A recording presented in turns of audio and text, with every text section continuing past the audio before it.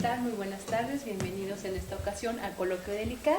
En este día contamos con la presencia de la doctora Amneris Chaparro, que nos presentará el coloquio ¿Qué tiene que ver el género con las ciencias aplicadas y la tecnología? La doctora Amneris Chaparro es doctora en Teoría Política por la Universidad de Exes. Es investigadora y secretaria académica del Centro de Investigaciones y Estudios de Género de la UNAM. Sus líneas de investigación son feminismos contemporáneos, el debate en torno al comercio sexual y el lugar del concepto de dignidad dentro de la teoría política feminista. Pertenece al Sistema Nacional de Investigadores. Muchas gracias por estar aquí. Adelante. Gracias. Hola, buenas tardes a todas y todos. Muchas gracias, Beatriz, por esta invitación. Es una coincidencia que cuando ella me dijo, hay varias fechas, yo elegí el 11 de febrero sin haberme percatado que hoy celebramos el Día Internacional de la Mujer y la Niña en la Ciencia. Entonces fue una muy afortunada coincidencia. Quiero agradecerles por venir el día de hoy a escucharme hablar, que es una de las cosas que más me gusta hacer, platicar de los temas que me apasionan. Y bueno, el día de hoy quiero hablarles un poco sobre qué es eso del género y qué tiene que ver o qué tendría que ver con el trabajo que ustedes hacen en un instituto como este. Evidentemente, como ya les dijo Beatriz, yo estudié teoría política, entonces podemos tener un problema con las gramáticas diferentes, como diría Wittgenstein, sobre las cosas que para mí son muy claras, para ustedes no tanto y viceversa. Entonces no me voy a aventurar a entrar en los terrenos complicados del lenguaje, de la ciencia y de la tecnología. Simplemente quiero abordarlo desde mi plataforma, desde los estudios de género y el feminismo. Ahora, cuando Beatriz me hizo la invitación, pues me dio mucho miedo, debo decir, porque pensé de qué manera es que puedo abordar este tema. Y lo primero que se me ocurrió fue hacer una pequeña provocación con el abstract o el resumen que envié para esta plática. Como sabemos, nuestra universidad está en fuego, ¿no? Hay varios incendios que no son injustificados, que tienen que ver con muchos actos de violencias diversas que ocurren no solo a las alumnas, a las académicas, sino también a las administrativas. Y el 7 de noviembre tuvimos una de esas manifestaciones muy belicosas, por decirlo de alguna manera, manifestantes feministas que venían en un rally desde la Facultad de Ciencias Políticas y Sociales, llegaron a la Facultad de Ingeniería y se armó el quilombo. Es decir, hubo vidrios rotos, hubo protestas, hubo pintas, hubo como dos grandes frentes, por un lado los alumnos de ingeniería y por otro las feministas, y bueno, las consecuencias de eso fueron pintas en los baños que invocaban a violar feminazis o diciendo que ingeniería era para hombres, hubo personas lesionadas con vidrios rotos. En términos muy elegantes se puso muy fea la cosa, ¿no? Y esta provocación, o empezar con esta provocación, para mí es importante porque creo que existen muchas cosas que no están aún muy claras sobre el momento o por qué nos encontramos en el momento en el que estamos en la universidad. Y tiene que ver precisamente con la manera en que comprendemos el feminismo como un movimiento político e intelectual, pero también la manera en que comprendemos cómo situamos, no solo en términos reales, sino imaginarios, a los hombres y a las mujeres en los espacios sociales, ¿no? Adelantando un poco, hay una idea generalizada de que hay espacios que son altamente masculinizados, ¿no? Quizá ustedes puedan pensar en algunos ejemplos de su propia experiencia, y hay espacios que también consideramos como altamente feminizados.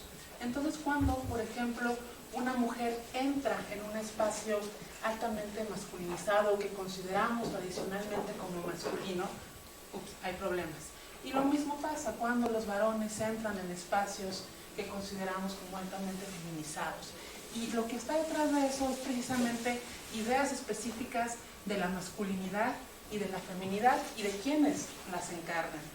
Entonces, para esta plática de hoy, quiero hablarles un poco de cómo se generan estas ideas de masculinidad y de feminidad, quiénes las encarnan, quiénes son las mujeres y quiénes son los hombres, y qué implicaciones tiene en la creación del conocimiento.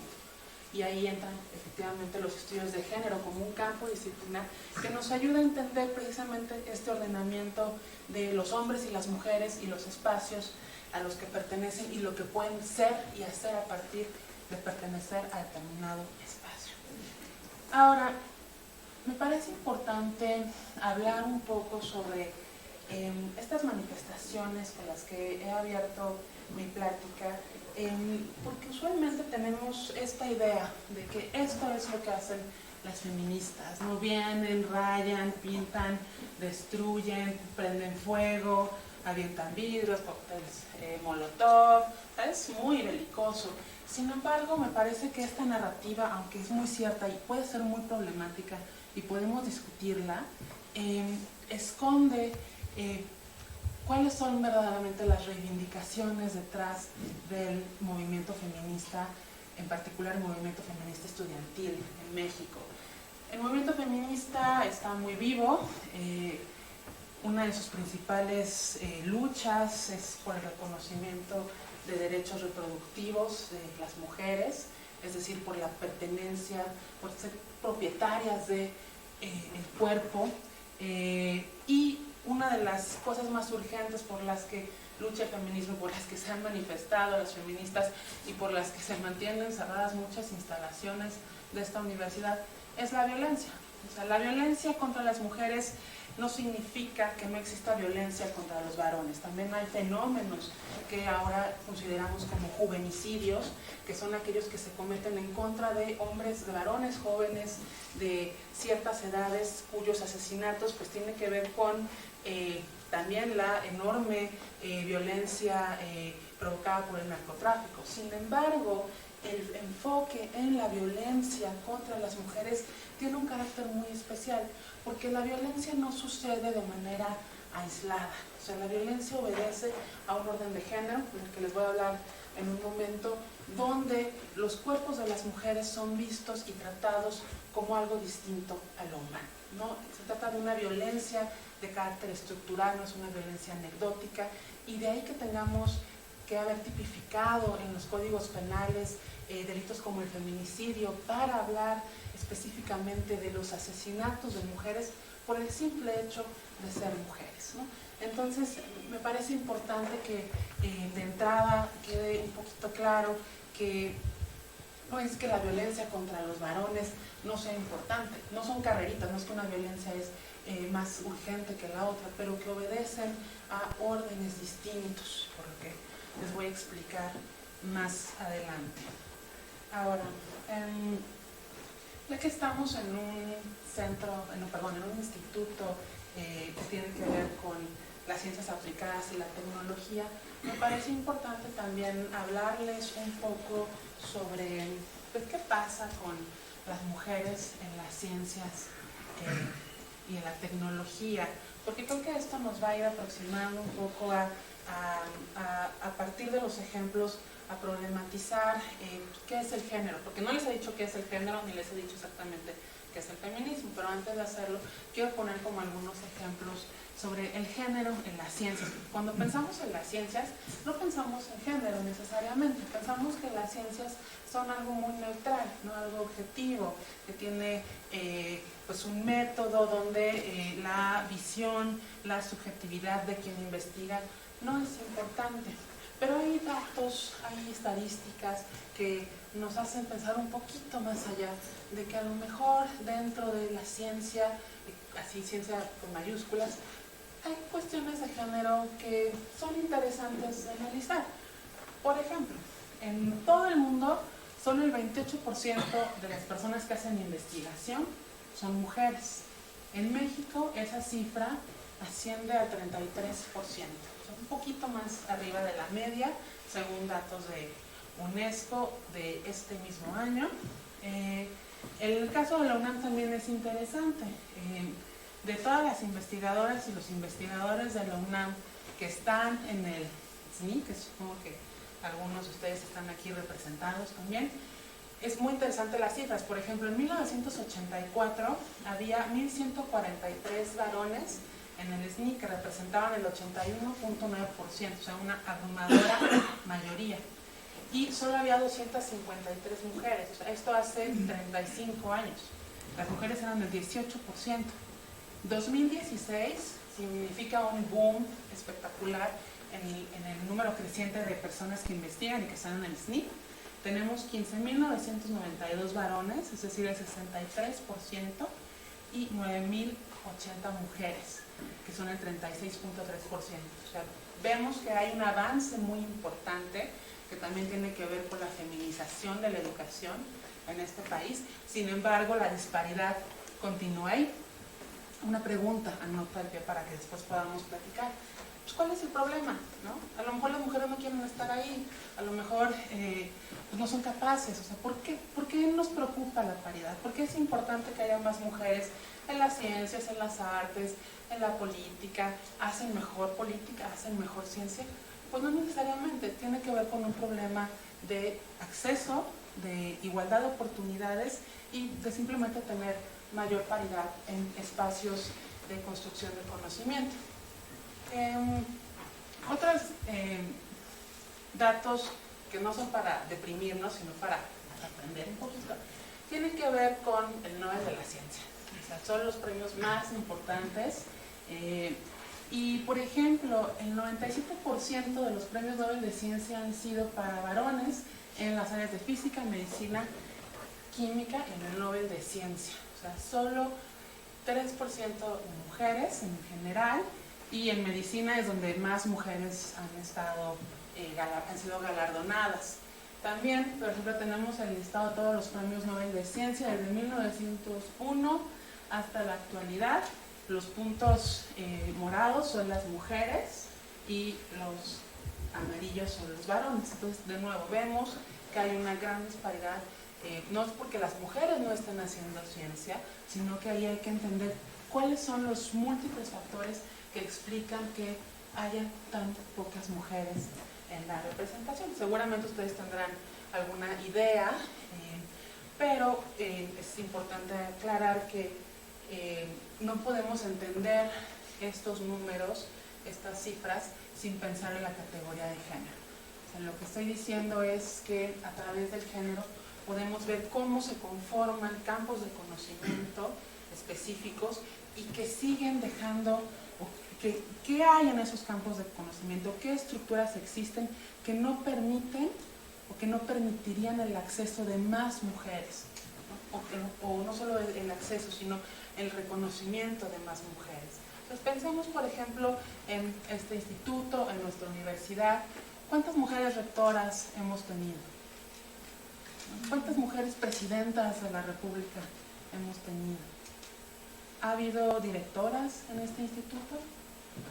Pero sí hay directoras o coordinadoras de unidades o de áreas de estudio. ¿Cuántas son? ¿Qué mayoría? ¿Quién tiene la mayoría, los varones o las mujeres? ¿Eso es un problema?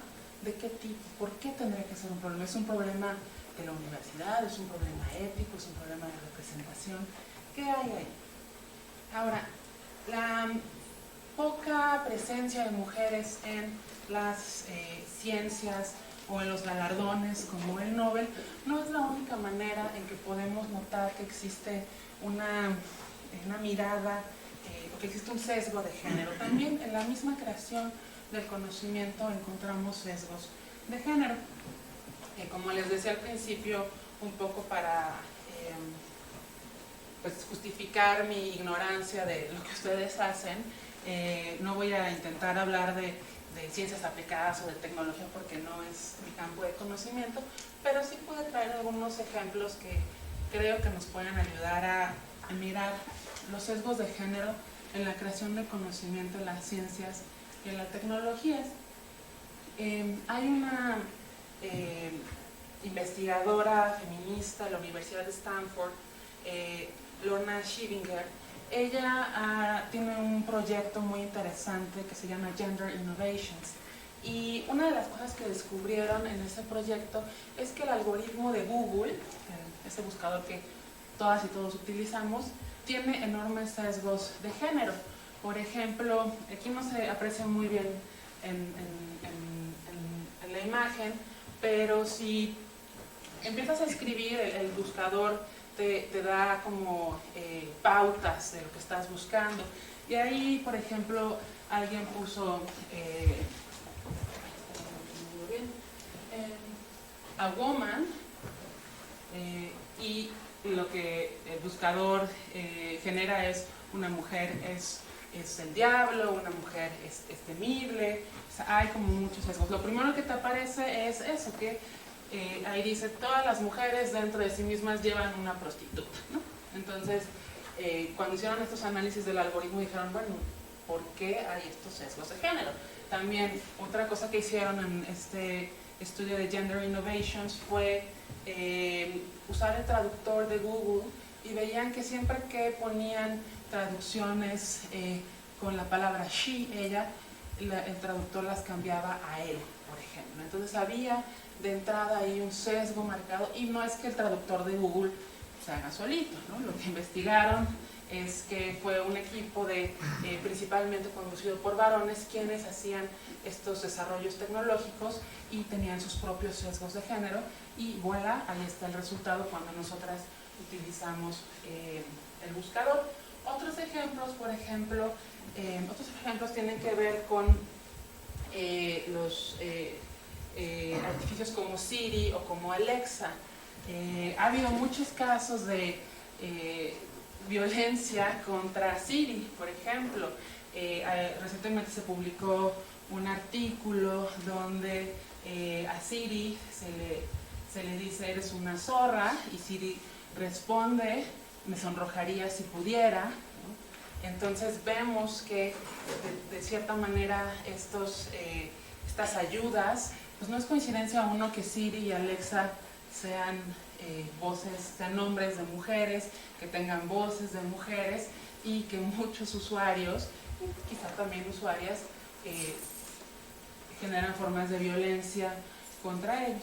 Y otro ejemplo de la manera en que hay sesgos de género tiene que ver con, por ejemplo, la medicina y los cuidados en los hospitales. Por ejemplo, un estudio de la American Heart Association y de los National Institutes of Health en Estados Unidos dijeron que solo 39% de las mujeres a las que les da un infarto en un lugar público reciben resucitación, CPR, mientras que eso contrasta con el 45% de los hombres que sí reciben CPR. Y una de las hipótesis es que mucha gente en estos lugares públicos le da pudor tocar los pechos de las mujeres. Entonces es mejor que la señora sufra y a lo mejor se muera del infarto a acercarse y tocarla, ¿no?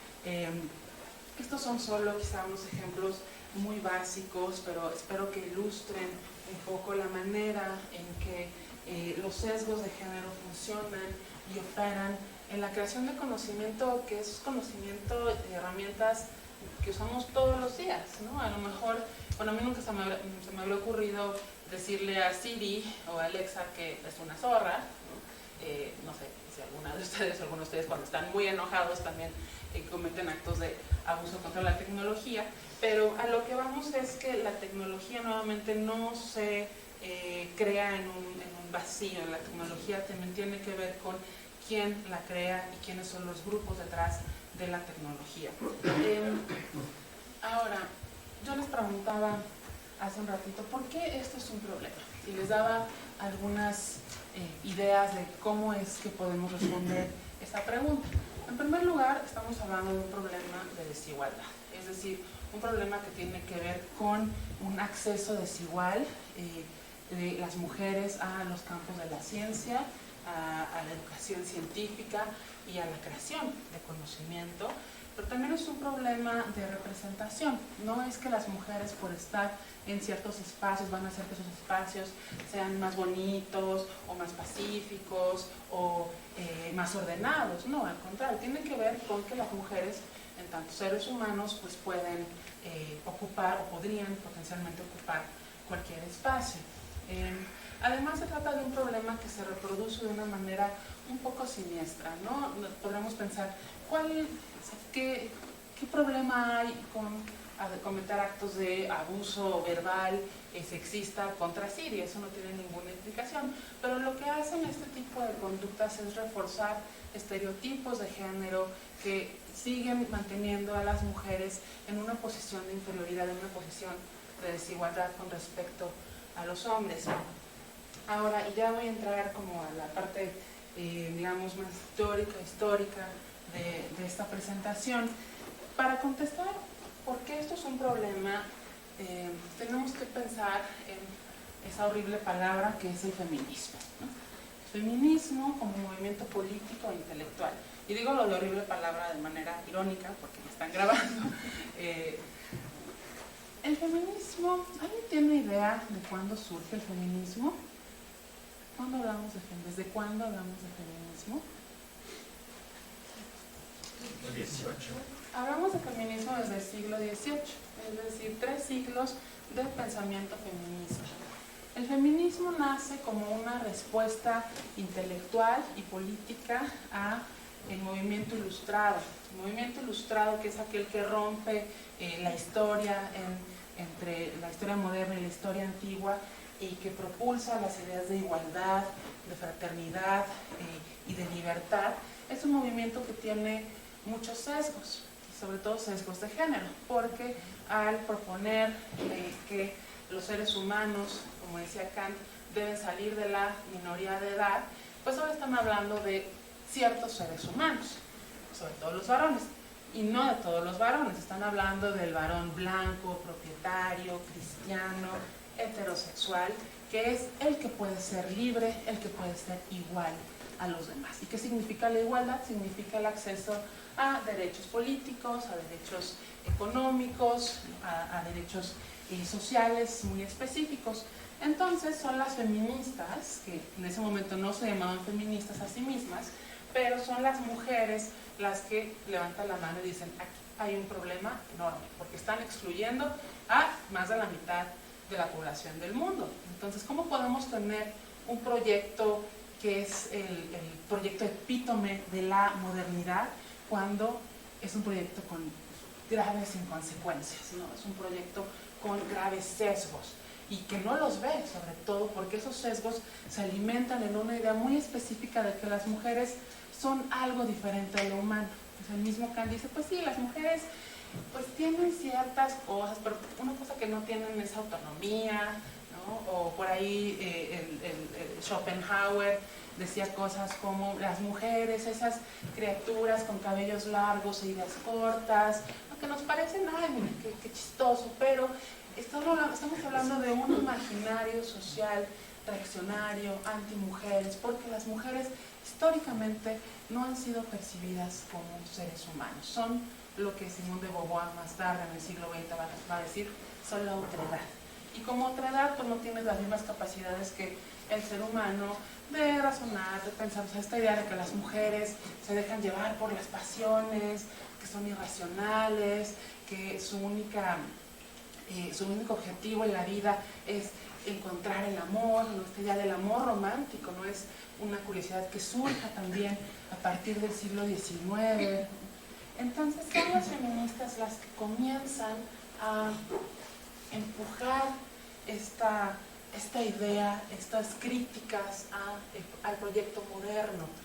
Y la gran pregunta es, bueno, entonces, ¿cuál es el origen de la desigualdad entre los hombres y las mujeres, ¿no? Históricamente se ha dicho que hay esta gran división, que las mujeres son de Venus y los hombres son de Marte, que los hombres son los fuertes, los poderosos, los reyes, y las mujeres son lo contrario. El feminismo comienza a dar estas explicaciones, primero apuntando a una explicación política. Dice las feministas, tanto del siglo XVIII como las del siglo XIX, las sufragistas y las socialistas, el problema son que no hay acceso a los derechos políticos. En el momento en que las mujeres tengamos ese acceso garantizado en la ley, es que se nos va a tratar como iguales. Entonces, el siglo XIX es el siglo de las grandes luchas y las reivindicaciones para el acceso a la educación, al voto, a ser votadas, a la propiedad, a la herencia. Las mujeres no podían heredar, si quedaban viudas, en la herencia del esposo se iba al hermano o al hijo o al padre.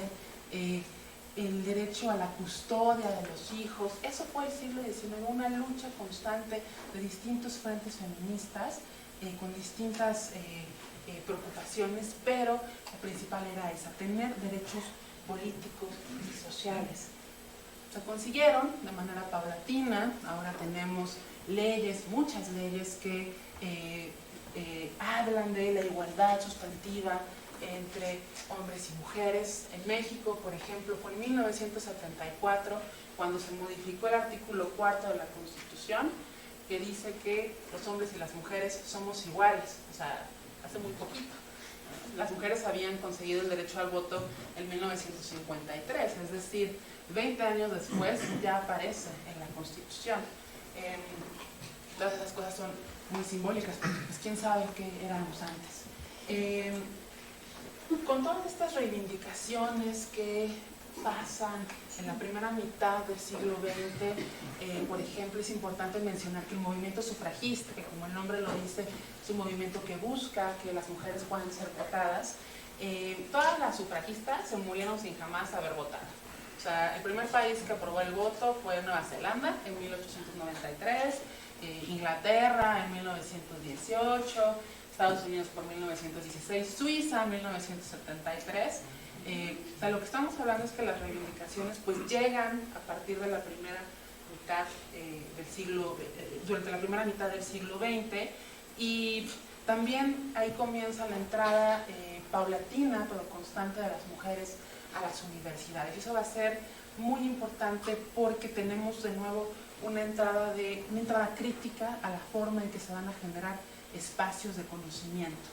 Y es justo a partir de estas intervenciones de mujeres educadas en las universidades que se dan cuenta que siguen siendo tratadas como ciudadanas de segunda clase, a pesar de que tienen derechos políticos. Es decir, la pregunta de cuál es el origen de la desigualdad entre hombres y mujeres no es una pregunta que se resuelva con los derechos políticos, no es una pregunta política.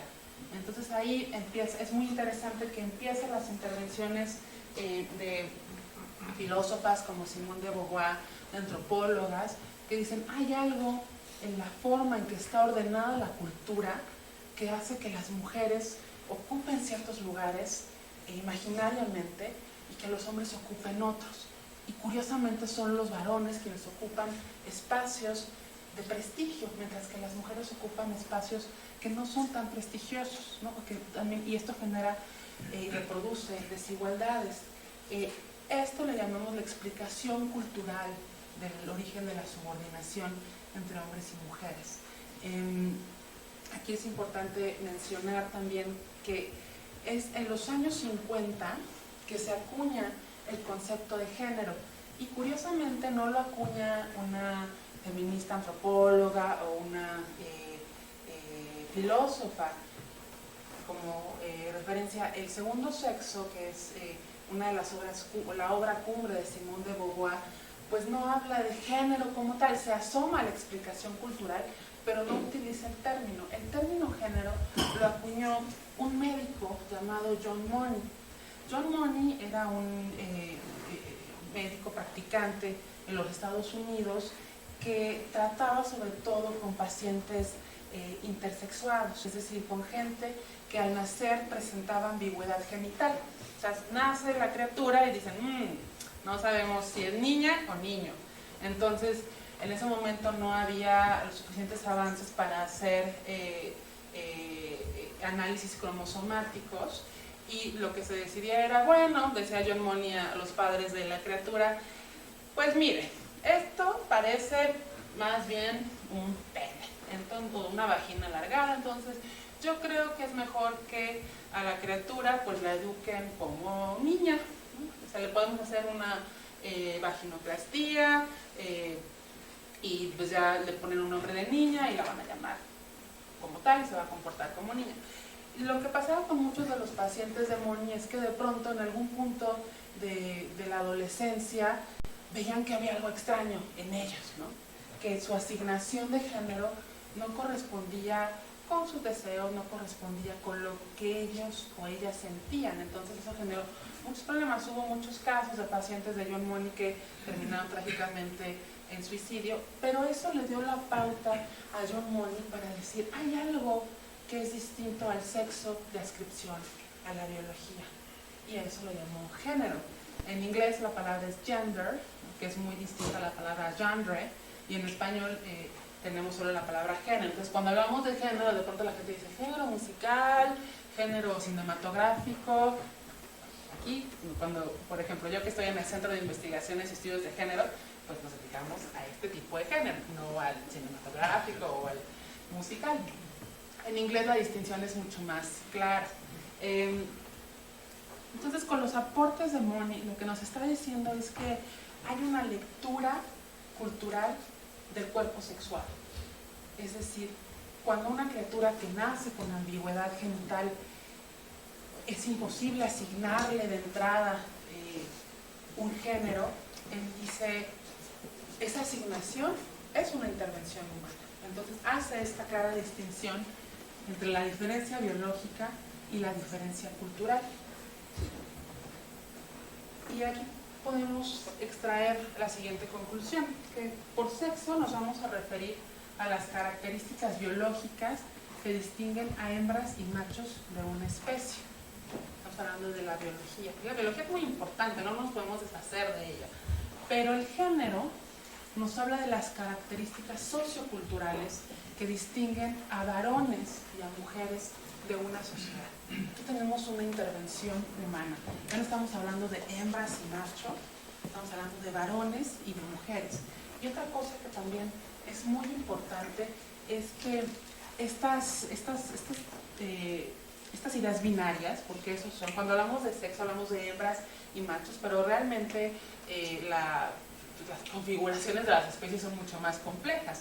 Lo mismo cuando hablamos de género, hablamos de hombres y mujeres, pero la configuración es mucho más compleja. Esto es como una tradición de pensamiento dicotómica que no se agota en la realidad. Los mismos pacientes intersexuados son un ejemplo de ello. Por ejemplo, hay hasta ahora creo que una lista de 33 posibilidades cromosomáticas, es decir, no solo es XY y XY, sino que hay muchísimas más variantes, pero tendemos a pensar en estas dos grandes binarias, ¿no? Machos y hembras y mujeres y hombres. Ahora, este gran avance, este acuñar de la categoría género es muy importante para el feminismo porque nos permite entender la manera que, como les decía, la sexualidad, el cuerpo sexuado, el cuerpo biológico es leído culturalmente. Entonces de ahí que identificamos que alguien es un varón, no solo porque tiene un pene, o alguien es una mujer porque tiene una vagina, sino que depende de muchas otras cosas que son atributos sociales. Es muy interesante, por ejemplo, en los niños muy pequeños. Los niños muy pequeños aprenden la diferencia de género antes de aprender la diferencia sexual. Ellos saben que son niños o que son niñas sin saber por qué, o sin haber comparado que fulanito tiene un pene y fulanita tiene una vagina. Los niños simplemente dicen yo soy un niño o yo soy una niña. Es decir, el género nos antecede. Llegamos a un mundo que está generalizado. Cuando nacemos, el mundo ya está ordenado de esta manera, porque a eso nos referimos cuando el género tiene este atributo cultural. Ahora, el género es muy problemático porque se basa en estas distinciones entre varones y mujeres, hombres y mujeres, y no es una distinción que sea simétrica, sino que está informada por un número importante de asimetrías, de jerarquías. Y a continuación les voy a explicar cómo es eso. Para eso me voy a basar en este concepto que es el orden de género. El orden de género pues es un sistema social en donde encontramos significados diferenciados y jerarquizados de los valores de la masculinidad y de la feminidad. No hay institución social que no reproduzca este sistema y que perpetúe diversas formas de subordinación, donde lo femenino está en una posición de inferioridad con respecto a lo masculino. Aquí, si se dan cuenta, estoy hablando de masculinidad y de feminidad, no estoy hablando de hombres y mujeres, y eso tiene una explicación. Los valores que culturalmente asociamos con la masculinidad van a variar de una cultura a otra. Por ejemplo, en nuestra cultura, ¿qué valor asociamos con la masculinidad? ¿Alguien? La fuerza. ¿Y qué valor asociamos con la feminidad? Delicadeza. La delicadeza, la ternura, el cuidado. Estos valores, todos los que tenemos en una sociedad como la nuestra, México, siglo XXI, en universidad, pueden variar. Podemos irnos a una tribu en Fiji o en Nueva Zelanda o en el Amazonas, donde también vamos a identificar que quienes viven ahí portentan diversos valores asociados con la masculinidad y la feminidad. Y esos valores también se manifiestan en prácticas. Por ejemplo, la práctica de la fuerza, ¿en qué la vemos? En ciertas actividades que atribuimos que realizan los varones. ¿Qué sería una práctica asociada con la fuerza? La construcción. La construcción, por acá. ¿Qué más dijeron? Minería. La minería, a lo mejor las luchas libres, ¿no? Y con la feminidad, con la delicadeza, ¿qué prácticas asociamos? ¿Qué prácticas creemos que son típicas de las mujeres, de lo femenino? La cocina, cuidar, tejer, educar también. Son valores que no solo están ahí como tales, sino que se expresan en prácticas. Sí, regresamos a nuestra tribu en Fiji, ahí encontramos una sociedad en donde, por ejemplo, los varones, a quienes identificamos como varones, se dedican a tejer canastas, y a quienes identificamos como mujeres se dedican a la caza, con Z. Lo que vamos a ver ahí es que, con todo y que las actividades son distintas a las que nosotras y nosotros asociamos con la masculinidad y la feminidad, lo que no va a variar es cuáles son las actividades más prestigiosas. Las actividades más prestigiosas son aquellas que se asocian con la masculinidad. Entonces, en esta sociedad en Fiji, quienes hacen canastas, quienes tejen canastas, tienen más prestigio. Nos vamos a otra sociedad, ahí al ladito de Fiji, en Papúa Nueva Guinea, y son las mujeres las que tejen canastas y los hombres quienes hacen la caza. La actividad más prestigiosa va a ser la que realizan los varones. Entonces, y de esta manera se van creando espacios que asociamos con esos valores. O sea, los espacios como el de la política son espacios que está considerado masculino. Un espacio como la NASA es un espacio que está considerado masculino. ¿Se acuerdan que hace poquito hubo una noticia sobre que no podían mandar a 2 mujeres astronautas porque no había trajes?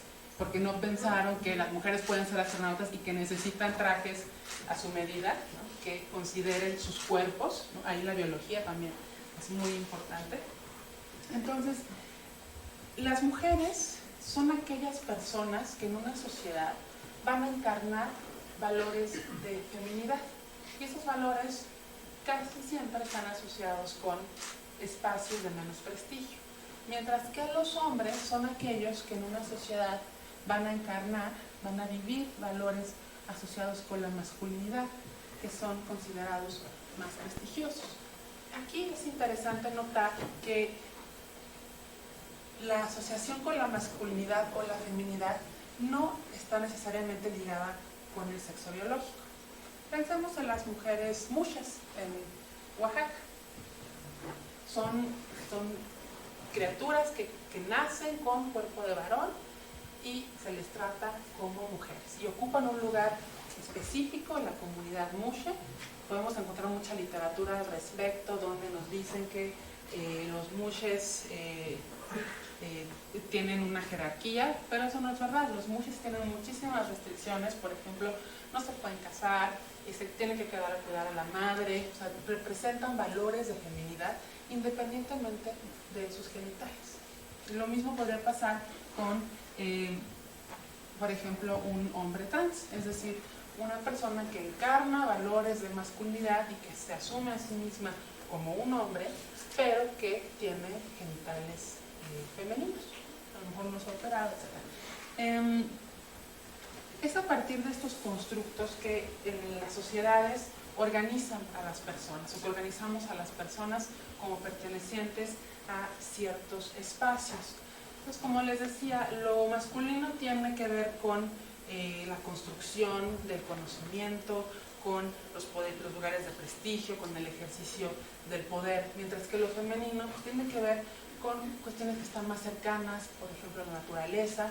Ahí hay una lectura interesante de los cuerpos de las mujeres como profundamente, irremediablemente cercanos a la naturaleza, porque las mujeres paran, porque las mujeres tienen menstruación, porque las mujeres amamantan, ¿no? Como si los cuerpos de los hombres no tuvieran atributos que también son biológicos y que tienen una carga específica, pero así entendemos la feminidad y la masculinidad. Y es a partir de estas pautas, de estos entendimientos, que se generan, que podemos hablar más bien de cómo llegamos a un punto en donde el género, aquí regresando un poco a donde inicié, el género tiene que ver con cómo construimos los espacios en donde hacemos conocimiento y cómo construimos el conocimiento mismo. Entonces, con esta explicación, espero que ya no sea tan extraño entender por qué el 60% de los científicos en este país son varones, por qué la ciencia está considerada un área masculinizada, por qué la ciencia es un área con prestigio, mientras que al 30% de las mujeres les sigue costando mucho entrar en esos espacios, y aun cuando entran ahí o son consideradas como intrusas o se descalifican sus conocimientos y la manera en que hacen ciencia. Aquí entonces tenemos el género ya no solo como esta explicación de las diferencias creadas socioculturalmente entre hombres y mujeres, sino como una categoría de análisis. De ahí que la perspectiva de género, que es una herramienta metodológica que todas las personas puedan utilizar en cómo hacen ciencia, sea tan importante, y ese es uno de los proyectos que la universidad, en los que la universidad tiene que seguir abonando, que existan planes y programas de estudio que consideren la variable género y a su vez como herramienta. Y finalmente quisiera hablar de las injusticias epistémicas con relación al género, ya que estamos en un instituto donde se crea conocimiento. Esta idea de las injusticias epistémicas es muy interesante porque nos habla de cómo el conocimiento, la gran intervención, una de las grandes contribuciones controversial del feminismo es precisamente decirnos que la manera en que canónicamente, históricamente se ha creado la ciencia tiene grandes sesgos de género, en tanto que las mujeres y los sujetos feminizados, es decir, los sujetos racializados, ciertos sujetos que no corresponden al canon del sujeto hegemónico, enfrentan grandes trabas para entrar en los espacios de creación del conocimiento. Y de ahí tenemos esta idea de una injusticia testimonial que ocurre cuando alguien es incapaz de generar conocimiento simplemente porque no se le permite el acceso. Y es lo que le sucedió a las mujeres durante siglos, ¿no? Por ser mujeres estaban impedidas de generar conocimiento. Pensemos, por ejemplo, en cuántas mujeres leen ustedes en sus asignaturas en la licenciatura, o pensemos en cuántos nombres de mujeres científicas podemos nombrar de memoria, que nos ha Madame Curie. Pensemos en las enormes faltas de evidencia, no porque las mujeres no hayan estado ahí todo el tiempo haciendo ciencia, pero tenían una categoría inferior. Por ejemplo, en el caso de la filosofía, las mujeres en la Edad Media no podían ser llamadas filósofas porque ese era un título que solo era para los varones. Las filósofas eran consideradas místicas, ¿no? Porque ese era su trabajo, era esta interlocución con Dios, aunque era un trabajo filosófico riguroso, no estaba considerada. Entonces aquí de nuevo tenemos que pensar cómo se les ha impedido a muchas mujeres la entrada a dar su testimonio en espacios de conocimiento. Y finalmente la injusticia hermenéutica también tiene que ver con esta incapacidad de ciertos sujetos que por el simple hecho de ser quienes son, es decir, mujeres u hombres indígenas o personas discapacitadas, no son parte de la creación del conocimiento. No pueden crear significados, por eso la idea de la hermenéutica.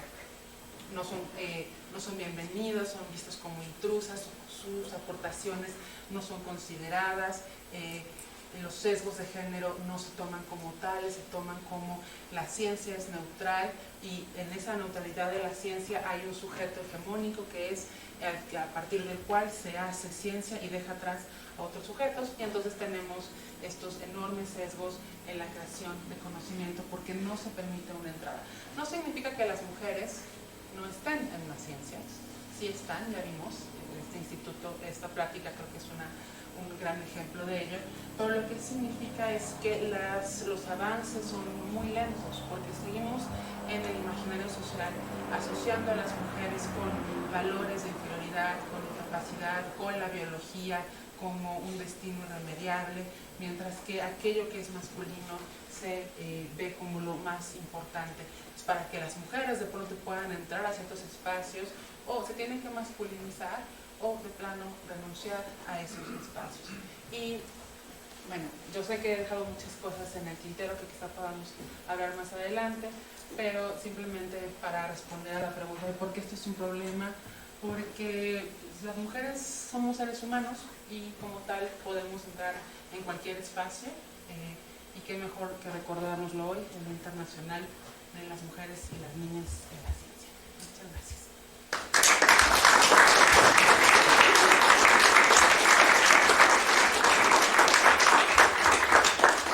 Preguntas, adelante, por favor. Mira, yo lo que quería preguntarte es una cuestión de opinión, porque en el poder las mujeres han hecho cosas que son realmente extraordinarias en muchas ocasiones. Y pensando en un caso que es muy raro, pensaba en Margaret Thatcher. Margaret Thatcher tuvo que enfrentarse en el problema con Irlanda a una huelga de hambre que se volvió muy famosa porque al final lo dejaron morir. Y a mí siempre me llamó mucho la atención pensar que si la Thatcher hubiera sido el Thatcher, negociar con el tipo o con la situación o detener la situación hubiera sido más probable, a diferencia de que fuera una mujer la que fuera responsable de tratar de salvarle la vida al miembro del élite. ¿Crees que esto es verdaderamente uno de sus problemas? ¿O efectivamente podemos ser tan crueles los hombres como las mujeres? Porque también está Indira Gandhi y está Golda Meir, ¿no?, que también hicieron las suyas. Pero en el caso de Thatcher, a mí siempre me pareció que si hubiera sido el Thatcher, hubieran resuelto la huelga de hambre de este hombre. ¿Tú qué opinas? Si Margaret Thatcher hubiera sido Margarito Thatcher, no sé, no estoy muy segura. Creo que la figura de Thatcher es muy interesante porque ella por un lado no se asumía como feminista, por ejemplo, aunque fue la primera mujer primer ministra del Reino Unido. Y creo que más adelante en sus memorias se habló como de todas las cosas que enfrentó por ser mujer, ¿no? Me parece que tampoco es una coincidencia que se le apodara la Dama de Hierro. Creo que mi idea más bien, y aquí pensando un poquito en voz alta, es que muchas veces las mujeres no podemos ganar. O sea, hagas lo que hagas, siempre va a haber un problema en cómo ejecutas las acciones, ¿no? Entonces acá, si Margaret Thatcher hubiera resuelto la huelga y este señor no muere, algo lo hubieran encontrado, ¿no? Hizo algo mal, se doblegó, no fue lo suficientemente ruda, no es la Dama de Hierro, Y la historia nos dice que no es lo que pasó, que lo dejó morir. Entonces, de nuevo, es culparla por esa muerte innecesaria. Así como Margaret Thatcher hizo cosas terribles en el modelo político que sigue arrastrando la Gran Bretaña hasta ahora. Entonces, yo no estoy tan segura que el género es un componente muy importante ahí, pero no creo que haya sido el componente resolutivo, porque habría que indagar un poquito más sobre la manera en que el ejército irlandés, el ERI, pensaba el género. Son un ejército muy conservador también, con sus propios sesgos. No estoy tan segura, la verdad, pensando en voz alta. Pensando en las huelgas de Gandhi, ¿no? Por ejemplo. ¿En qué sentido? Desde que Gandhi estaba enfrentado a un gobierno inglés basado de hombres, y ahí la relación con ellos fue tratar de evitar que se muriera. Pero ahí, ¿no? Y en este otro caso, pues lo dejan morir. O sea, yo sé que es una circunstancia complicada, porque además el momento en el que ocurre es un momento muy violento en la Gran Bretaña. Pero siempre me ha quedado la duda de si ella no tenía más salida que dejarlo morir. No sé, habría que investigar más a fondo el caso. El caso de Gandhi también es interesante, porque Gandhi no era el prototipo de hombre, de varón hegemónico, o sea, venía de la colonia, entonces esa era una afrenta anticolonial, ¿no? Y bueno, al final se murió. También creo que tenía que ver mucho con la figura de Gandhi en sí misma, ¿no? Como esta figura pacífica, reconciliadora, o sea, la lectura de los mensajes. Hay como muchos factores que influyen en eso, ¿no? Y en el caso de Thatcher también hay que decir que la prensa, había una prensa muy conservadora en Gran Bretaña que aplaudió profundamente todas las acciones de Thatcher, y una prensa mucho más de izquierdas, por decirlo de alguna manera, que condenó terriblemente a Thatcher. Entonces, o sea, el factor género es muy importante, no podemos obviarlo, pero yo no sé si sea lo que hubiera decidido la suerte de los huelguistas. ¿Alguna otra pregunta? ¿Comentarios? Quedamos impactados. ¿Habría en México algunos problemas particulares para evitar el acceso de las mujeres a las posiciones de prestigio? Hay muchos. O sea, yo creo que pensemos un poco en la violencia, género, que ya es un tema en el que no pude profundizar. La violencia es una reacción contra el avance de las mujeres en distintos espacios. O sea, la violencia no nace en espontáneo, sino que es una práctica que busca mantener a las mujeres en su lugar. Ahí es muy interesante, por ejemplo, pensar en los feminicidios que comenzaron en Ciudad Juárez. Eran vistos como crímenes ejemplares, porque el punto del feminicidio no era nada más mató, violó, robó a la mujer, sino era dejar los cuerpos exhibidos, ¿no? Por eso se les llamaba crímenes aleccionadores. Si no te comportas de acuerdo a los mandatos de la feminidad, que son A, B y C, es decir, las mujeres no deben salir a trabajar noche, las mujeres no pueden beber, las mujeres no deben usar minifalda, las mujeres no esto te puede pasar. Entonces creo que hay distintas formas en que la violencia opera. Aquí hablo del feminicidio como, digamos, la manera más trágica de violencia, ¿no? la más dramática, pero hay otras formas que también lo impiden, por ejemplo el acoso, el hostigamiento, simplemente el arrastrar en el imaginario social que una mujer no puede estar en ciertos puestos de poder porque tiene que cuidar a los hijos, porque tiene que ir por los niños a la escuela, porque es muy emocional. Entonces, son esos tipos de justificaciones que nos parecen muy naturales, muy normales, y que no cuestionamos en los varones.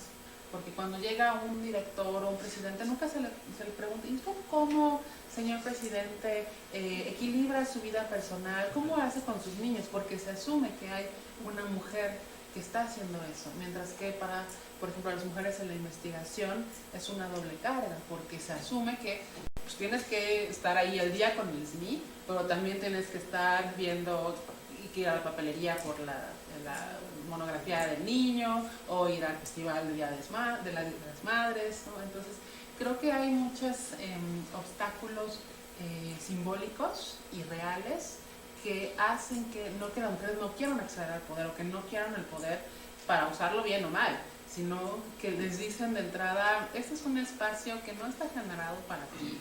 O sea, no hay lactarios en el edificio, no hay lugar para que cambies los pañales de tu hijo, las horas de las guarderías son insufribles, no es posible que tú puedas conciliar ir a dar tu clase y después tener que recoger al chiquillo en el CENDI. O sea, son muchas estructuras que operan de una manera muy natural, ¿no? Y es justo con la entrada de las mujeres que nos empezamos a dar cuenta cómo está diseñado el espacio a partir de una mirada masculina. Por ejemplo, en la Academia Francesa de la Lengua siempre estuvo dominada por varones, y la primera mujer en entrar fue una escritora que se llamaba Marguerite Yourcenar.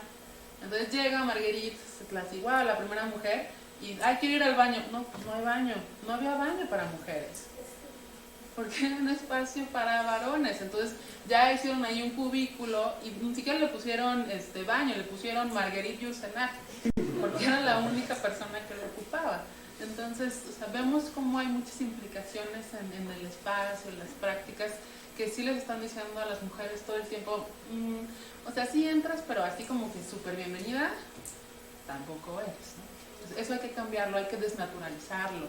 Eso es lo que nos da una mirada de género, ¿no? O sea, piensen, yo no sé qué tipo de investigaciones hacen, bueno, vi algo en sus páginas, pero no entendí mucho, pero pienso más o menos, esto tiene hay algo de género aquí, o en sus clases, cuando hacen un programa, ¿cuántas mujeres están poniendo como autoras? Todas esas cosas importan, tienen un peso simbólico. Dentro de todas las problemáticas, ¿cómo ves la visión que tiene la propia mujer sobre su propio género? Bueno, o sea, yo no hablaría de la mujer, hablaría de las mujeres, porque no hay una sola mujer que condense a una variedad inmensa de pensamientos, de posturas, de ideales, ¿no? Creo que es muy interesante. Sin embargo, la pregunta es muy interesante porque, por un lado, muchas mujeres, podemos decir que hemos internalizado formas muy específicas de subvaloración del propio trabajo, ¿no? De normalizar ciertas cosas, o de esta idea de yo puedo hacerlo todo, ¿no? O sea, puedo cocinar, puedo correr con los niños, puedo hacer mi investigación, puedo dar mi clase, ¿no? O sea, creo que también ahí hay un ímpetu en algunas mujeres, no en todas quizá, pero que nos habla de la manera en que interiorizamos estas estructuras de poder, y que también las mujeres las normalizan. Aquí es muy importante remarcar que identidad de género no significa conciencia de género. Eso quiere decir que ser mujer o identificarte como mujer no significa que tienes de avanzada todas las luchas, que estás de acuerdo con todo lo que hacen las feministas, porque eres feminista, ¿no? O sea, es mucho más complejo. Pero una de las cosas que sí ha hecho el feminismo y también los estudios de género es desmitificar esta idea de que las mujeres somos idénticas, que las mujeres pensamos igual, que todas tenemos el mismo objetivo, o que todas queremos, igual y todas queremos la paz mundial, ¿no? Pero no solo por ser mujeres, también los hombres quieren la paz mundial, ¿no? Pero o sea, creo que hay varias cosas que hay que destrabar en la forma en que las mujeres también contribuimos a reproducir un sistema de opresión. Perdón, una pregunta. ¿En tu instituto cuántos varones trabajan? Centro. Somos un centro muy reciente, creo que es el más reciente que se ha creado en la UNAM. Tenemos 3 años, yo llevo 2 años ahí, y en este momento somos 7 investigadoras y tenemos a un investigador. Es nuestra nueva contratación. Él está en la línea de investigación sobre masculinidades. Y digo, por la cuestión esta de equidad de género, ¿no? Sí, él es nuestra cuota. Es que puede ser que en los balances uno encuentra que en ciertas disciplinas ¿sí? La presencia de las mujeres es superior a la de los varones y viceversa. Tradicionalmente en las disciplinas científicas, tecnológicas, Sí.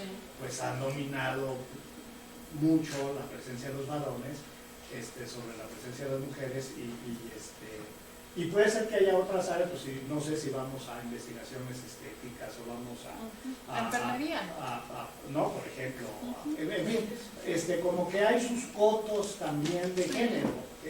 Yo lo veo de esa manera, ¿no? Ahora, yo sí he visto, por ejemplo, que en particular en la parte científico-tecnológica, pensando, ubicándonos hoy en el 11 de febrero, que bueno, la realidad en mis tiempos a la realidad de hoy es muy diferente, ¿sí? En ingeniería hace 50 años no había mujeres, prácticamente. Las generaciones eran de 2000 estudiantes y había 4 mujeres en una generación de ingenieros, ¿sí? Y ya era normal, o sea, nadie se llamaba a sorpresa o pues, como que era así, pero en cambio íbamos a filosofía y letras o íbamos, incluso en la Facultad de Ciencias, en ciertas carreras había una presencia importante de las mujeres, ¿sí? Ahora vas a ingeniería y en algunas carreras puede ser que haya más mujeres, ¿no? ¿Sí? Inscritas. Entonces, están cambiando, las cosas están cambiando mucho y eso yo creo que eventualmente se va a reflejar en esos porcentajes. Bueno, se viene reflejando, digo, porque en pocos años se ha visto cómo va creciendo la población de mujeres en la parte científico-tecnológica, pero además hoy las mujeres también pues están en otros ámbitos. O sea, hoy hay mujeres en el ejército, bueno, siempre las ha habido, pero quiero decir, haciendo funciones que antes estaban reservadas para los varones, ¿no? Hay mujeres policías, hay mujeres bomberos, no sé, donde antes roles exclusivamente masculinos, hoy los desempeñan las mujeres y además los desempeñan, creo, pues, bastante bien, o sea, vamos, sin diferencias notables, ¿no? Entonces yo creo que también es cuestión de que esos espacios se vayan cubriendo con los cambios estructurales que se van dando, que son muy complicados, es cierto, o sea, hay que conseguir lograr esos cambios, pero yo creo que algo se nota, ¿no? Efectivamente. En el caso del CIEG, pues no es tan raro que la mayoría de la planta académica sean mujeres, porque pues han sido mujeres las que sobre todo han trabajado dentro de la teoría feminista y los estudios de género, porque pues es algo que nos interpela enormemente al ser sujetos que nos encontramos históricamente en una situación de mayor subordinación, ¿no? O sea, en la entrada, en los accesos, en la pelea constante por reconocimiento, por tener justicia testimonial, por ser parte de círculos hermenéuticos. O sea, el grueso de las personas que se dedican a los estudios de género han sido mujeres, y creo que esa es una de las explicaciones, que como sujeto y objeto de estudio a la vez, dices, bueno, ¿qué está pasando aquí? Eso no significa que sea un área exclusiva de las mujeres. O sea, la igualdad de género sí nos concierne a todas y todos, en todas las disciplinas. La histórica de por qué unas carreras son más masculinas y otras más femeninas, pues tiene que ver precisamente con esos ordenamientos, con esas ideas que tenemos sobre que las mujeres se deben dedicar a labores de cuidado. Entonces profesionalmente pueden ser enfermeras, ¿no? Y eso está en el imaginario social, las cosas están cambiando. Ahora, por ejemplo, medicina es mayormente femenina, ¿no? Son más mujeres matriculadas que varones. Hay otras materias, otras disciplinas que también siguen estando muy masculinizadas, pero ahí van entrando las mujeres. Y un poco lo que yo les decía al principio, que sí suceden cosas cuando alguien que no pertenece a un espacio entra en ese espacio. Y lo mismo pasa para los varones que de pronto entran en áreas que están muy feminizadas, ¿no? O sea, ¿qué pasa con esos varones? Pues se les feminiza, ¿no? Seguramente fulanito está ahí en la escuela que es una escuela de mujeres, hay algo en él, ¿no? Que está feminizado, porque lo que sí sigue existiendo es estos significados de que es mucho más prestigioso ser un ingeniero, ¿no? A hacer otra cosa, ¿no? Pero efectivamente los cambios estructurales pues son muy necesarios, porque no es que las mujeres vayan a ser necesariamente mejores en el desempeño de cualquier disciplina. Simplemente lo importante es que estén en esos espacios donde muchas veces siempre han estado, pero no se les ha visibilizado. O sea, hay muchas mujeres en la historia de la ciencia o de la filosofía, de cualquier disciplina, que están empolvadas en la historia. O sea, no conocemos sus nombres, pero sus aportaciones están ahí, o también están de una manera mucho más indirecta. O sea, para que un señor se siente a escribir un paper o a ir al laboratorio, la mayoría de las veces es que hay una señora atrás atendiendo la casa, a los hijos. O sea, ya lo dijo Rousseau en el siglo XVIII, o sea, para que Emilio, en su libro Emilio de la Educación, para que Emilio devenga ciudadano, tiene que existir una figura doméstica, que es Sofía. Sofía no tiene por qué educarse, su educación consiste en aprender a atender bien su casa. Y lo que nos está diciendo ahí es que el espacio de las mujeres es el espacio doméstico y el de los hombres es el espacio público. Y la universidad es un espacio público. Entonces, imagínense los cientos, los siglos que tenemos con esta mentalidad, ¿no? Y es muy difícil cambiarla porque está tan naturalizada, está tan normalizada que de pronto, pues, si llega una mujer a, o sea, no me quiero imaginar cómo sería la primera mujer que llegó a una facultad de ingeniería, ¿no? O a una facultad altamente masculinizada. O sea, son vistas como intrusas. Bueno, siguiendo la pregunta de la formación, ¿qué formación tiene ese centro, por ejemplo, esos investigadores que estudiaron? Sí, mira, curiosamente es muy interdisciplinario. Los estudios de género son muy interdisciplinarios. Hay sociólogas, hay filólogas, hay filósofas, y tenemos a una biotecnóloga. También tenemos a una investigadora que llegó con nosotras hace un año. Ella está en el área de ciencia y género. Tenemos un área de ciencia y género y ella estudió biotecnología. A veces no entiendo lo que dice, pero lo que hace es su investigación tiene que ver con cómo se ¿cómo era? Es que ella incluso va a hacer trabajo de campo, va a un psiquiátrico y estudia cómo se leen los cuerpos de pacientes con severa depresión y cómo es el tratamiento dependiendo si son hombres o si son mujeres. Pero tiene una formación en ciencias, ¿no? Eso es muy interesante también. Un comentario y una pregunta. En psicología, aunque son la mayoría mujeres, la mayoría de las veces siempre ha habido directores, no directores. Y la otra es, la UNAM ha impulsado esto de las comisiones de equidad de género en los institutos y en las facultades. ¿Qué tendría que considerar un instituto como el nuestro a la hora de formar esas comisiones? ¿Qué deberían de estar impulsando? ¿Qué deberían de tomar en cuenta? Bueno, las comisiones es muy importante que sean mixtas, que sean representativas de la población. Se pide que haya un representante o una representante de cada grupo poblacional del instituto, y creo que una de las cosas más importantes de las comisiones es la labor de sensibilización, y que la sensibilización debe empezar desde arriba, ¿no? O sea, no nos sirve de nada sensibilizar solo a un sector que es un sector nicho, que es un sector que es el que siempre está interesado en estos temas. Sí, siempre va a estar pugnando contra sectores que dicen esas cosas del género, a mí qué. Creo que la labor de sensibilización es muy importante porque precisamente nos quita las vendas de los ojos, nos hace ver nuestros privilegios. Incluso dentro del feminismo también tenemos que reconocer esos privilegios, ¿no? O sea, no todas las feministas son iguales o vienen o enfrentan las mismas situaciones de dificultad o de subordinación. También supongo que esa es una de las tareas importantes de estas comisiones, ¿no? Sensibilizar. No podemos avanzar mucho si no sensibilizamos a la gente. Yo quería hacer un comentario platicando sobre el rollo del ejército. Los primeros en meter en situaciones no de guerra, ¿no? Porque en la Segunda Guerra Mundial las mujeres entraron donde podían y donde hacían. De hecho, una de las grandes francotiradoras soviéticas era mujer, ¿no? Era la gran francotiradora. Pero en los 70 los israelíes empezaron a meter de manera organizada al ejército a las mujeres, las permitieron entrar. La emergencia nacional estaba de tal grado que se hizo así. Sin embargo, el experimento fracasó. Y fracasó no por las mujeres, sino por los médicos que estaban atendiendo a los heridos en el campo, que pasaban más tiempo tratando de resucitar a una mujer perdida de lo que hubiera pasado con un hombre.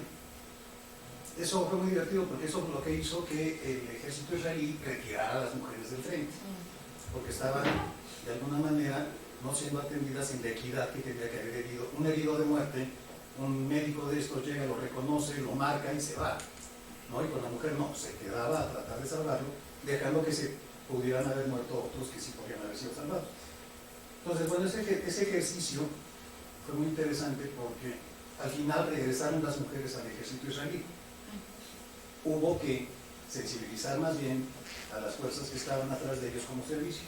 Y la otra es que hoy día hay una parte en África que utiliza grupos de mujeres en guerrilla contra el Boko Haram y les dicen las mambas negras, una cosa así. Y el truco ahí es que su identidad de género, lo que hace en la religión esta del Boko Haram, es mandarlos al infierno porque los asesina una mujer. Entonces resulta con que son el grupo más temido por uno de los grupos más crueles que hay en la historia de los militares en África. A ese nivel están las cosas. Yo creo que el problema ha sido no solamente cómo hemos visto los hombres del mundo, sino cómo hemos permitido que, para no perder alguno de nuestros derechos, le hemos quitado los derechos a alguien más. Hace rato le estabas diciendo muy bien también, los negros, y por ahí salimos a los judíos y salimos a cualquier minoría, ¿no? El hombre blanco europeo del siglo XX, pues es una minoría pequeña en el planeta. Entonces, como nosotros seguimos viviendo con esas teorías, pues tenemos todos estos problemas. ¿Cómo ves tú? ¿Cuánto tiempo crees que tarde esto realmente en terminar? Porque tu nivel de estudios deberá algún día ser histórico, nada más. O sea, tú estás en una ¿cómo se llama? En una rama del conocimiento que debe ser perecedera, ¿no crees? Pues no sé. Yo no. O sea, estamos hablando de estructuras culturales muy arraigadas que no se desaparecen a voluntad, que no se desaparecen a través de las legislaciones, que requieren cambios profundísimos en cómo entendemos la cultura, cómo leemos los cuerpos de las personas. O sea, muchas autoras han escrito sobre abolir el género, porque ese es el gran régimen opresor, ¿no?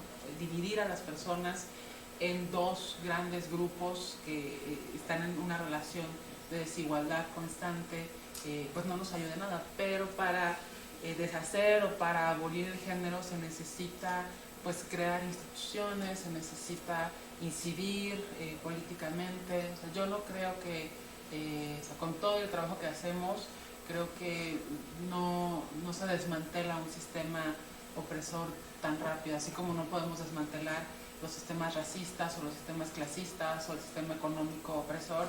El de género también es un sistema muy arraigado, entonces yo no podría decir, bueno, para el año 2200, no sé, creo que es muy, o sea, la labor más bien es del día a día, la labor es constante, la labor sí es de visibilización, la labor es de crear estructuras nuevas, pensar formas nuevas de relacionarnos entre las personas, ¿no? Pero incluso ejemplos como el que mencionas de estas mujeres combatiendo el Boko Haram, pues es muy interesante ver que a las mujeres o se les atribuyen estas características infrahumanas o sobrehumanas, ¿no? Pues es una hechicera y si me mata, entonces... Y lo mismo pasa con gente en otros países que dicen, si me inmolo quiere decir que en el paraíso voy a tener 7 vírgenes, o si tienen relaciones con niñas pequeñas se van a curar de SIDA. O sea, esta idea del pensamiento mágico también está muy informada por sesgos de género que nunca ponen a las mujeres en una situación de igualdad, ¿no? O sea, siempre están o arriba, como la Virgen María, o abajo, ¿no? Como María Magdalena. Entonces, esa es la lucha que tenemos que librar todo el tiempo con los significados culturales, y destrabarlos no es tan fácil. O sea, no, quisiera tener una respuesta mucho más optimista. Entonces, una manera para comenzar a atacar ese problema es atacar el concepto de otredad que mencionaste al principio de la plática, ¿no? ¿Qué es la otredad? La otredad es una forma de entender cómo las mujeres como grupo social han sido entendidas como aquello diferente del humano. Cuando dices que las mujeres son seres humanos, pensamos, obviamente son seres humanos, o sea, nos vemos en carne y hueso, están ahí, ¿no? A menos que sean robots, pero son seres humanos, eso es una obviedad. Pero existen prácticas, acciones, refranes, chistes, muchas formas de deshumanizar a las mujeres. Por eso el feminismo surge como un movimiento que intenta humanizarlas, ¿no? Y no solo se humaniza a través de la palabra, así, oh, si tú eres un humano, sino a través de prácticas. ¿Qué es la violencia contra las mujeres sino un acto deshumanizante, ¿no? ¿Qué es el impedir que las mujeres accedan a derechos básicos, sino un acto que te dice, tú no eres un igual? Y no ser un igual significa no ser un ser humano. Y ese es un pensamiento que se ha reproducido constantemente. Los griegos pensaban que las mujeres eran hombres invertidos, ¿no? En el siglo, en el medievo se pensaba que pues, los indígenas no eran seres humanos porque no tenían alma, ¿no? Entonces también la idea de la humanidad es una idea absolutamente política, ¿no? Y de reivindicaciones y de luchas, y la lucha feminista es eso, o sea, es dejar ese estatus de la otredad, pero para dejarlo lo que tenemos que hacer es eso, erradicar el género, erradicar estos significados de la feminidad y de la masculinidad jerarquizados, o sea, requiere un montón de trabajo.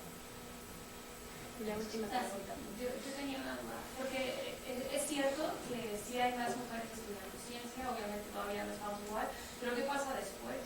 ¿No? O sea, porque yo no siento que todavía después de X número de años se vea reflejado, por ejemplo, en los trabajos, justo porque no solamente enfrentas el hecho de que puedes estudiar, porque ahora no solamente las mujeres, sino también en todos los estratos sociales, pues ya hay más acceso a la educación, pero ahora para trabajar, pues creo que es un poco de lo que hablabas, de que no están hechos los espacios para que podamos estar todos y todos tengamos las mismas comunidades, ¿no? O sea, bueno, hay varios problemas y yo pienso que falta todavía mucho trabajo que hacer, ¿no? Sí, efectivamente, esa es la gran paradoja de la universidad del día de hoy, que es un espacio ya muy feminizado, o sea, la matrícula es en su mayoría femenina, y eso no se traduce en acceso a espacios de poder, y ahí lo que tenemos que pensar es que la igualdad de género cuesta, y cuesta dinero, ¿no? O sea, no es gratis, no es barata, o sea, hay que invertir en infraestructura, hay que invertir en programas de sensibilización, hay que invertir en espacios de este tipo, ¿no? Y hay que pues, desconfigurar un poquito esas lógicas de las mujeres están en la universidad mientras se casan, o estando en la universidad tienen que llevar dobles o triples jornadas. O sea, la igualdad no es nada más el acceso, sino que también requiere una reestructuración al interior de la universidad, pero también afuera de la universidad, ¿no? O sea, también ahí es muy importante que los varones también se sensibilicen, que no digan, yo le ayudo a mi esposa en la casa, sino que digan, es mi deber también, ¿no? O sea, yo trato a mi esposa de manera igualitaria, ¿no? O sea, la veo como una igual, y eso, o sea, sí implica pues renunciar a ciertos privilegios, ¿no? También es un proceso de autorreflexión, pero que no se agota o no debe agotarse en la incidencia individual, o sea, sino que también tiene que ser estructural, porque esa es la gran paradoja. Las mujeres están muy capacitadas, pero no llegan a los altos puestos de poder, ¿no? Algo está pasando ahí. En algunos países que en principio irían un poco más avanzados, pues están haciendo estos de los permisos, como me he encontrado con muchas personas que dicen, bueno, es que si tienes a dos personas igualmente capacitadas y todo, ¿a quién contratas? ¿A una mujer o un hombre? Si fuera tu dinero. Y yo, bueno, pues a mí me da igual, dependiendo, ¿no? De varias cosas, pero ahí, pues, la respuesta de los hombres es como al hombre, el hombre nunca me va a pedir maternidad, ¿no? Y bueno, y en países como un poco más avanzados, pues ya están obligando a que la gente, las personas, todos tomen permiso, ese tipo de permisos, ¿no? Que hay gente que puede decir no tener hijos y ya, pero como que esa es la primera excusa para que no puedas contratar a una mujer. Sí, es que los sesgos de género están ahí. Hay muchos ejemplos interesantes. En las orquestas se solía, eran mayoritariamente masculinas, entonces se comenzaron a hacer audiciones en ciego, es decir, ponían una cortina para que quienes hacían la audición no vieran a quien audicionaba, pero era muy chistoso que no pusieron una alfombra, entonces cuando iban las violinistas pues escuchaban los tacones y nunca las contrataban hasta que alguien dijo, hay que poner una alfombra, ¿no? O sea, ahí están los sesgos de género todo el tiempo, ¿no? Y operan de una manera tan natural, tan suavecita, tan ligera, que no los notamos y los tenemos y los practicamos todo el tiempo. Bajo esta misma línea de pensamiento, ¿tú aconsejarías a los que somos, por ejemplo, estamos frente a grupo, ¿no? Hablar abiertamente de estos temas, ¿no? Por ejemplo, en mi caso que yo he ejercido de ingeniería, me llamó mucho la atención la anécdota que contaste de la escritora francesa, que no tenía baño. ¿Qué crees que en México, en las plantas, si eres ingeniera, pues no hay baño para mujeres? O sea, hoy por hoy es real, no hay baño para mujeres. Te tienes que ir a la secretaria para que te la llave de Esto se debe de hablar en clase, decir, a ver chicas, ustedes le van a contar a un México machista, por lo menos ese es por supuesto mío. Yo no lo hago porque pienso que es percepción, claro, lo que he visto pues no, pero no de pronto entra uno como en una disyuntiva y decir, bueno, ¿y qué tal si es lo que manda la profesora y no es algo a lo que tenemos que preparar las chicas? O sea, ¿qué se hace? Es muy interesante que cuando el movimiento feminista de los años 70, el movimiento feminista de los años 70 comienza como un pequeño grupo, un petit comité, o sea, unas mujeres, sí, educadas, blancas, americanas, se reunían a platicar y hablaban de sus problemas de violencia. Y lo que vieron ahí es que el problema que ellas pensaban que era único e individual, era un problema compartido, que sufrían violencia en la casa, que sufrían violencia en el trabajo, distintas formas de acoso, que sufrían violencia en las calles, ¿no? Entonces dijeron, esto no soy yo, esto no es solo mi responsabilidad, o sea, no me violentan porque me he visto de minifalda, porque me he puesto el pantalón todo el tiempo, o sea, hay algo, y es esta idea de que hay algo en la cultura, en cómo está configurada, que crea estos procesos de desigualdad entre las mujeres. Entonces, si no hubiera sido por esa intervención de estas feministas que de pronto vieron que un problema individual pues era realmente un problema social, o sea, de ahí el lema de lo personal es político, ¿no? Para el feminismo.